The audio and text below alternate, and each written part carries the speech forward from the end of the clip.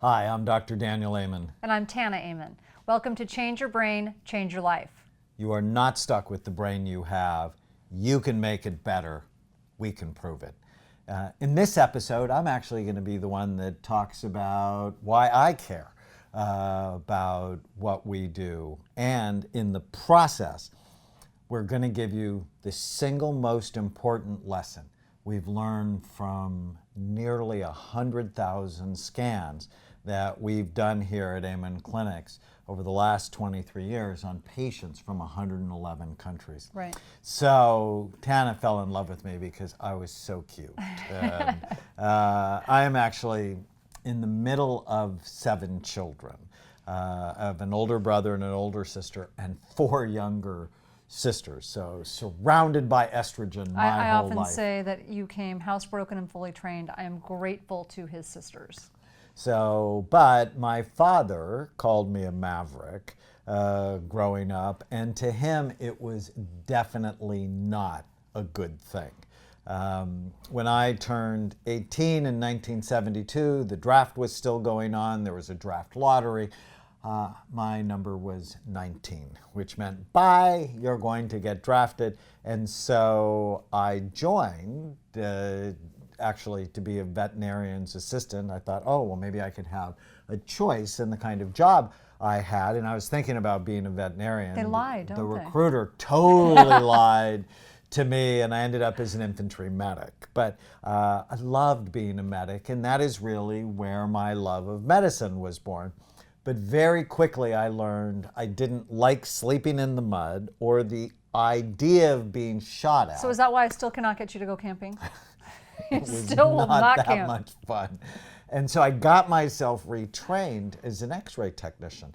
And what our professors used to always say is, how do you know unless you look? And loved being an x-ray technician. And I loved taking pictures. And it was awesome and fun and interesting. And it really solidified my desire to be a doctor.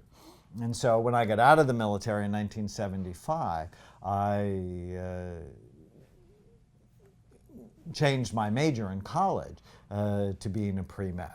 And I was fortunate enough to do really well in school and then get into medical school. And during my second year of medical school, someone very close to me tried to kill herself, which just horrified me. And so I brought her off to the Department of Psychiatry at Oral Roberts University, where I went to medical school, and just fell in love with the doctor that she saw. His name was Stan Wallace, and he was kind, compassionate, caring. And I realized if he helped her, it wouldn't just help her. It would end up helping her, her husband, her children, and even her grandchildren, as they would be affected by someone who was happier and more stable. So I really fell in love with psychiatry because I realized it had the potential to change generations of people. And I have not regretted it 1 minute. I love being a psychiatrist. Now, if we fast forward to 1991, I'm a psychiatrist now nearly 10 years. And I go to my first lecture on brain SPECT imaging. SPECT is a nuclear medicine study. It looks at blood flow and activity, looks at how the brain works. Dr. Jack Paldi was the nuclear medicine physician who gave us the lecture, and he said SPECT was a tool to give psychiatrists more information on their patients to help them so we would become more effective in helping our patients. That one lecture combined my 2 loves, right, imaging and psychiatry, and really created a revolution in my life. And over the next 23 years, my colleagues and I would build the world's largest database of brain scans related to behavior. The 6 Amen clinics now are the most active imaging centers in the world when it comes to brain imaging for psychiatry. So behind me are 2 SPECT scans. The image on the left, these are healthy scans, shows the outside surface. So it's the same person. We're just looking at their brain in 2 different ways. SPECT is different than a CAT scan or an MRI. Those are anatomy studies. SPECT looks at how the brain functions. So the image on the left, full, even, symmetrical activity. The color doesn't mean anything. The image on the right shows the most active areas, which are typically in the back part of the brain. So I have a lot of people ask. They don't understand why an MRI or a CT scan is any different than this. And I love this analogy because I think it's very clear. If I could quickly just throw this out there. So if you take a computer, because I have mine, 2 of them recently crashed. If you take a computer and you drop it on the floor and it crashes and it will not turn on, but you were to get an MRI or a CT scan of it, in essence, it would look like it was in perfect shape, right? Because it's in one piece, all the parts are still in there, everything's fine.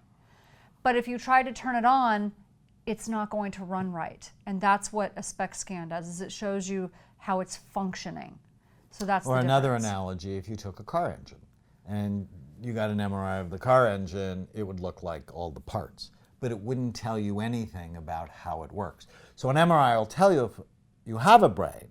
It won't necessarily tell you how it's functioning. It'll tell you if you have a tumor, but it's not. And SPECT really tells you 3 things: good activity, too little, or too much. So if we compare a healthy scan on the left to one of the first scans I did, this was on Geraldine, who came to the hospital with resistant depression. She had 2 huge right hemisphere strokes.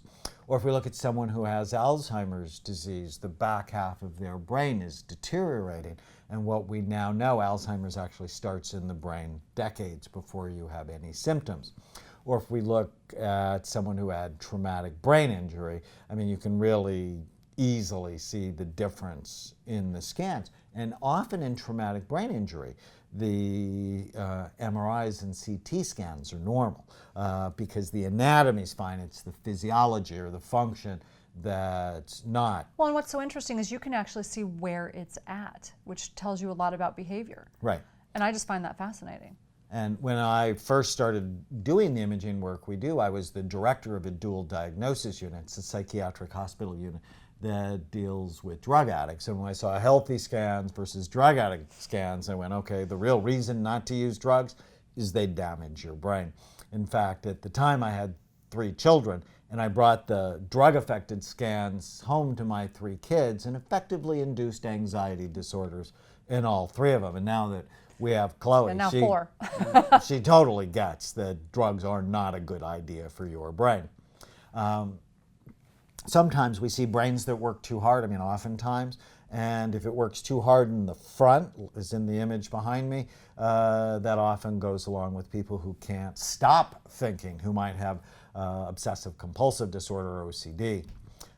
Seizure activity usually shows up as a focal hotspot in one area of the brain, and that's why we use anti-seizure medicines to calm things down. In 1992, so now I'm doing the scans for a year. I'm so excited. And when I graduated from medical school, I had 2 goals.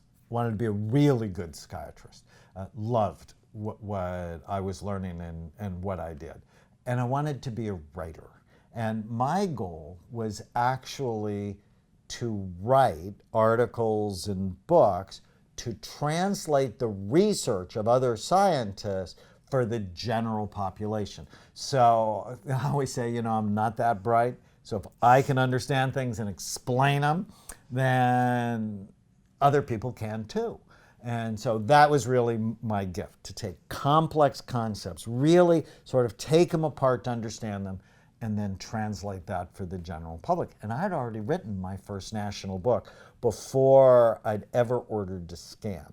And so as I start doing these scans, I start writing about them because I'm getting pretty excited about this. And in 1992, I go to the American Psychiatric Association's annual meeting, to an all-day conference given by physicians at Creighton University on brain SPECT imaging in child psychiatry.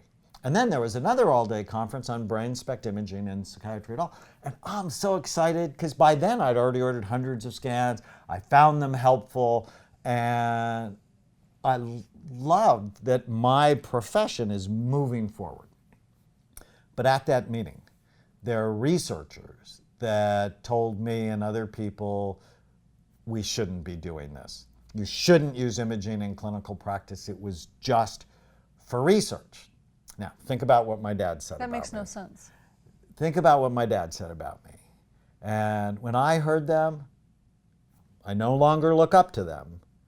I begin to think there's something the matter with them because I've already found them helpful. They're helpful in so many ways. Right, and we use these scans in the hospital. It's not like they don't work. The scans decrease stigma.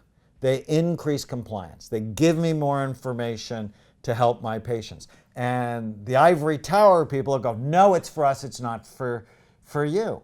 At which point I become furious because it's just a bad position to take to not use technology to help your patients. When it's available and you know it works. And so I'm like, you're kidding, right? Psychiatrists make diagnoses by talking to people without any biological information. They actually make diagnoses like they did in 1840 when Lincoln was depressed. So for a long time, I loved Lincoln because he failed and he failed and he failed and he failed, and then he became a wild success. And so he was very persistent. But Lincoln suffered with depression. And a lot of people don't know he had a bad head injury when he was 10 years old. He was actually kicked in the head by a horse and unconscious all night long. But throughout his life, he had several serious bouts with depression. In fact, in the winter of 1840, he was suicidal. And his friends took away his knives, and then he went to see his doctor, Anson Henry. And how did Dr. Henry diagnose Lincoln with depression? He talked to him. He looked at him. He looked for symptom clusters. That's how he diagnosed him.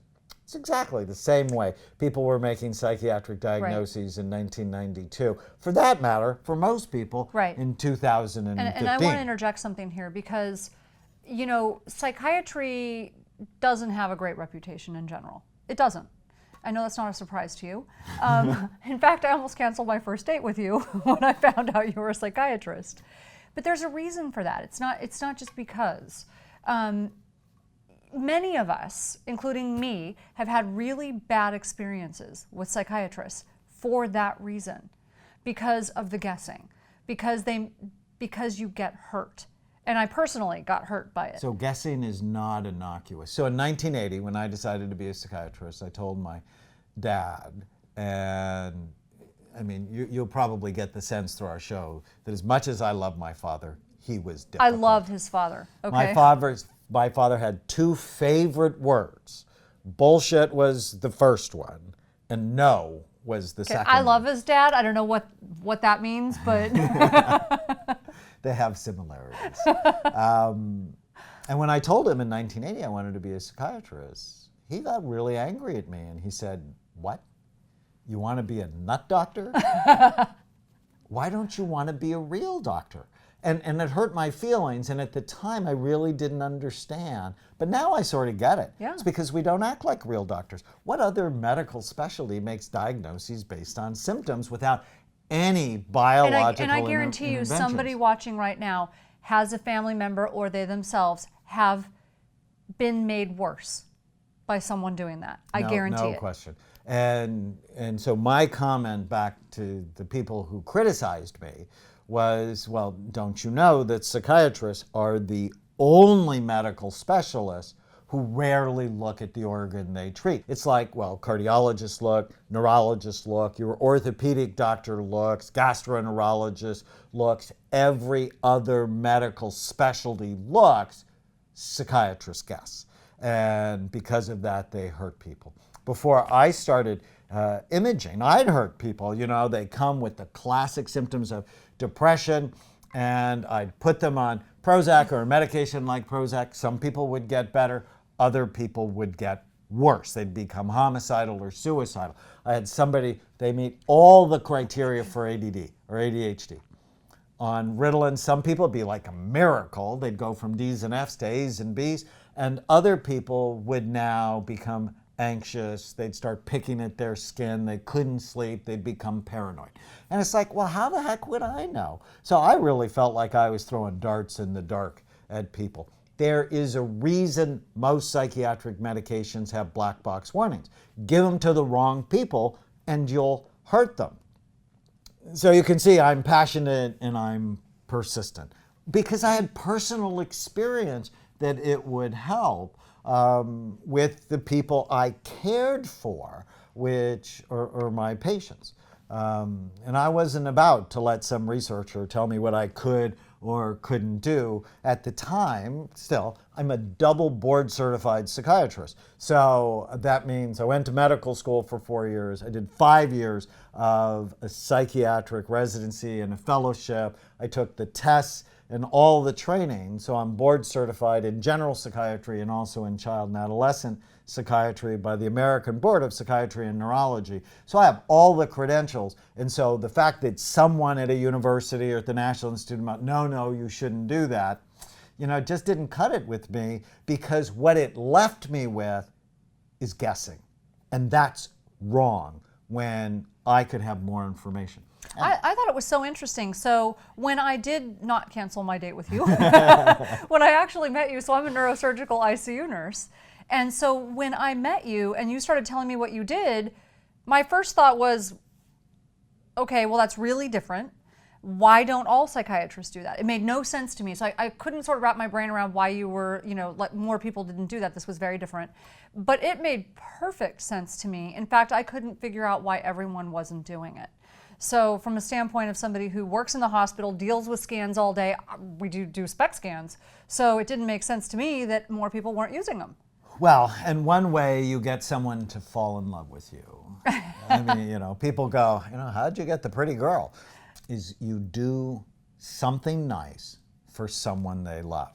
And Tana told me about her dad, who had been diagnosed with dementia, who was a recluse. I had to move him in with me. He wasn't answering his phone. He wasn't coming out of his house. He wasn't taking a shower. And he'd been diagnosed with Alzheimer's disease. And so I'm like, well, we have to look. How do we know what he really has unless we look? He was also diagnosed with depression. And when I scanned him, he didn't have Alzheimer's disease. And in fact, what a shock to us. He was on a toxic cocktail of medication. And so I changed his medicine, added some supplements, worked with him, and this, quote, demented recluse, 5 or 6 months later, is now giving all-day seminars at the church. 7-hour seminars and holding Bible study at my house. But if you don't look, you don't know. Right. One of the big early lessons I learned is that illnesses like ADHD, anxiety, depression, addictions are not single or simple disorders in the brain, that they all had multiple types. So if we look at two people with depression, what you'll see is one has really low activity in the brain, the other has really high activity. Do you think they'll respond to the same treatment? Of course not. And how would I ever know unless I actually look? So now I'm pretty passionate about this. Another early lesson is that mild traumatic brain injuries are a major cause of psychiatric illness, and nobody knows it. Why? Because they have bad behavior. So think of the football players, depression, suicide, domestic violence. And they end up seeing psychiatrists who, as a profession, as a whole, never look at the organ they treat. And I'm thinking, we should scan these people. Mm-hmm. So here's an example. This is a 15-year-old boy who had failed 3 residential treatment programs. He kept getting kicked out. So his behavior is so bad at home, they have to hospitalize him or put him in a special program. And his behavior is so bad there, they can't contain him. And so they ended up coming to our clinic, and the whole left side of his brain is damaged. And I'm like, well, when did he have a brain injury? And the mother just got so sad. She said, I knew something was wrong with him. When he was 3 years old, he fell down a flight of stairs. Gosh. And he was unconscious for a half an hour. And the doctor at the hospital diagnosed him with mild traumatic brain injury. But if you look at his brain, there is absolutely nothing mild about what had happened to him. So yes, his behavior was troubled and people judged him as a bad boy, but in fact, he had a damaged brain. And that just wasn't fair. You know, it's interesting. I'm the first person to think and say that people should be held accountable for their actions. I mean, I'm not kidding about, you know, protecting innocent people.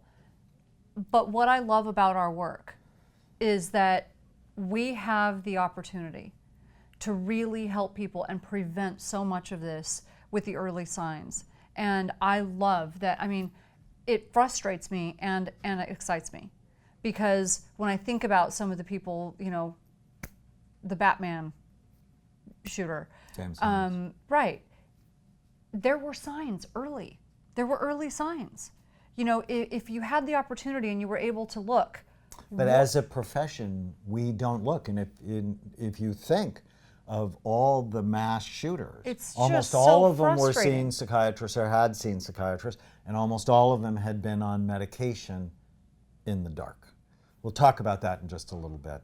So as I got really interested in the idea of traumatic brain injury and psychiatric illness, the literature is actually very clear. The scientific literature is very clear.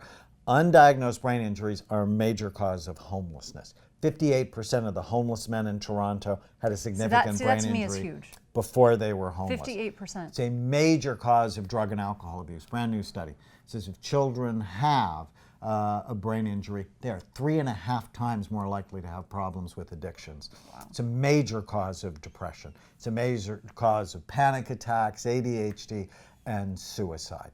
And the sad thing is they're living with a condition that no one knows about that is treatable. That is a crime. And when you think of all the other people that may not have had to suffer as a result. Right. And so as I went along in my career, I got so much criticism. I got reported to the California Medical Board. I was investigated for a year. Thank God at the end of the year, they said, we didn't find anything you did wrong. We just hope you'll publish your research so that other people can learn from your And so you started publishing. Experience. And so we've now published 72 studies. But as the criticism grew louder, so did the lessons. But you have to understand too, you're not a very conflict-seeking person. So he's sort of conflict avoidant for the most part. Yeah, so, if people really knew me, you know, I come out with really strong statements because I believe this. But I don't like to fight. No, he does not. That would be me. You don't like to fight. That would be you, yes. So that was hard for him. And I used to sit there and go, I don't understand why this bothers you, because, you know, someone's criticizing him and, you know, just creaming him on, you know, in an article. But on the same day, we're walking and some mother comes running up crying, throws her arms around him, and she's like, you saved my son's life. Now, to me, it's a no-brainer. It's a big brainer. It's not a no-brainer. It's a big brainer. Which one's more important? You know, I wouldn't care so much about the guy that's criticizing me that has no idea. You know, he's clueless about what I'm doing. It's the people that you're helping that are important. But he doesn't like that kind of conflict for the most part. Yeah, I wonder, you know, why God would put me in that situation. But, I mean, it was just so clear. The message was so clear. So the lessons went up. Judges and defense attorneys sought our help to understand criminal behavior. So we have scanned more than 500 convicted felons, 90 murderers. And our work taught us that people who do bad things often have troubled brains. Okay, that's not a surprise. What did surprise me? They often had brains that could be rehabilitated. So here's a radical idea. What if we evaluated and treated people who had troubled brains rather than simply warehousing them in toxic, stressful environments? Let's clarify. So let's not lie to ourselves. See, I like that verse in the New Testament, John chapter 8. Know the truth, and the truth will set you free. When you put people in prison, you are not rehabilitating them. There are a lot of people like me out there watching. Punishing. Let's be very clear about one Well, thing. I mean, I'm just telling you the truth is we are getting retribution on them. We are not rehabilitating them. To warehouse someone in a toxic, stressful environment. Now, I want to keep our society safe. That is really important. You're talking to me. Mama Bear here, so. But shouldn't we also be scanning? Because most of the people that go to jail go home. Now that's a good point. And if you don't work on rehabilitating their brain, recidivism is anywhere from 40 to 70%. And so you're not investing in the health of our society. So my experience, let me finish.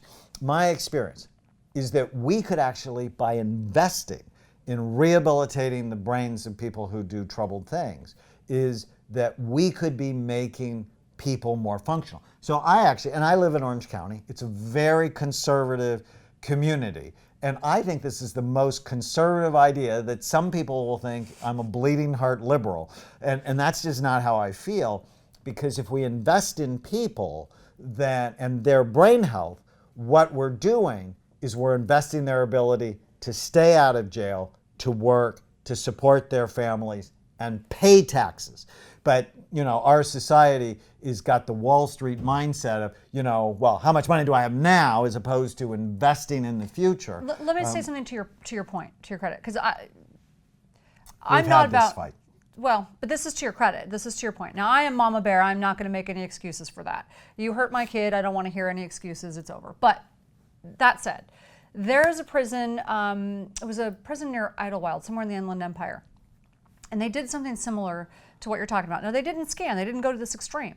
But just by making changes, by including therapy, they changed their diet radically. I mean, they served literally no processed food or junk food at all, changed them to primarily plant-based diet. And what they did is they actually separated the prison into two sides. And they allowed the prisoners to choose. The ones who wanted to go through therapy, do gratitude, and have all these different aspects added to their lives, job training, as well as a healthy lifestyle, exercise, diet. And then they allowed the other side to do the traditional prison system. On the side where they actually changed their lifestyle, recidivism dropped to 2%. They closed it down. Now, why, I have no idea. It's ridiculous. Of course, I'm sure it had something to do with cost. But the point being... Well, and the prison industry is a big industry that lobbies.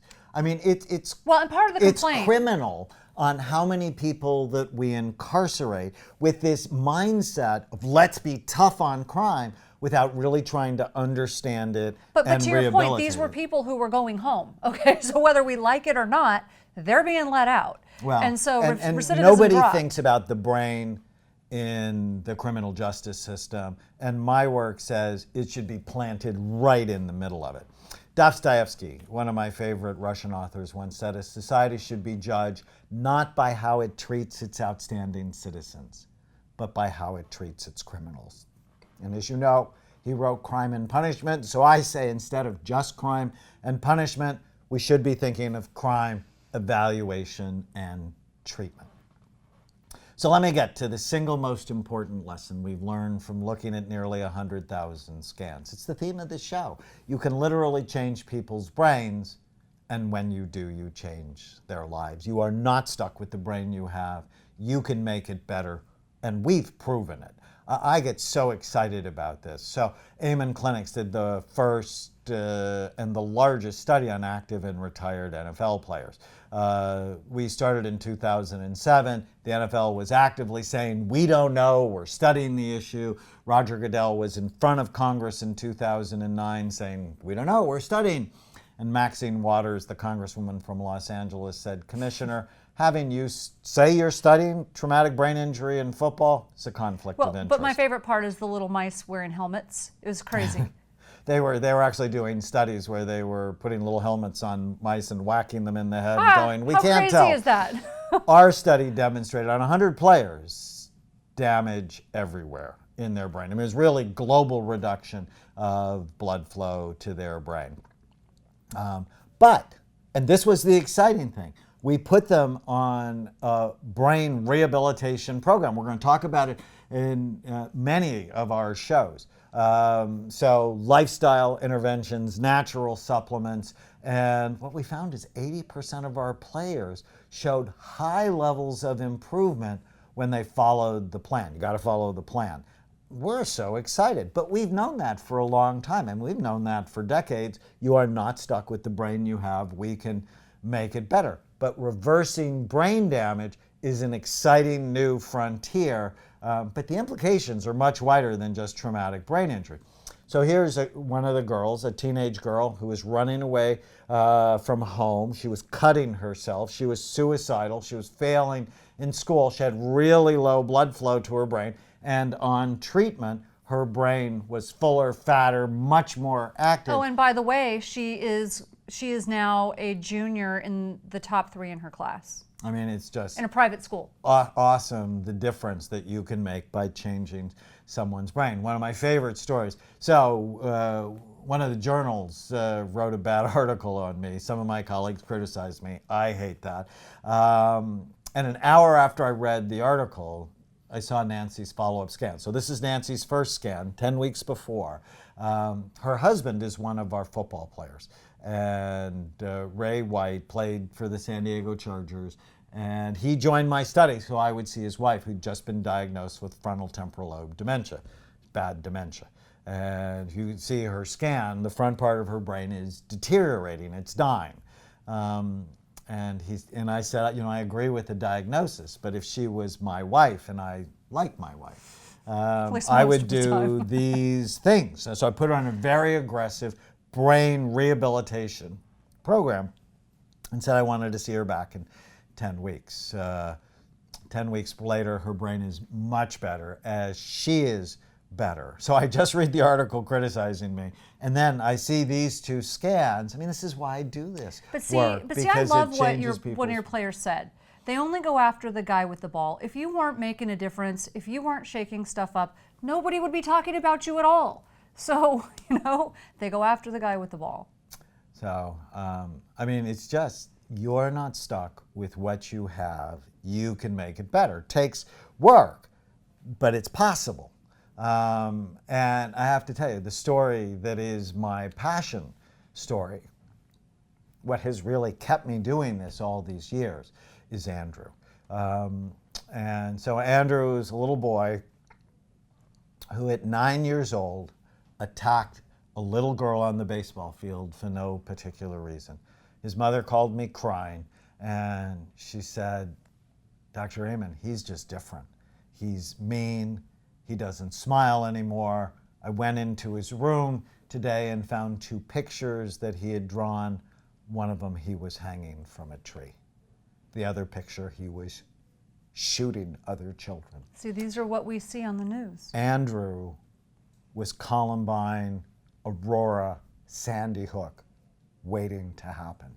Now, 999 psychiatrists out of 1,000 would have put him on medication or put him in psychotherapy.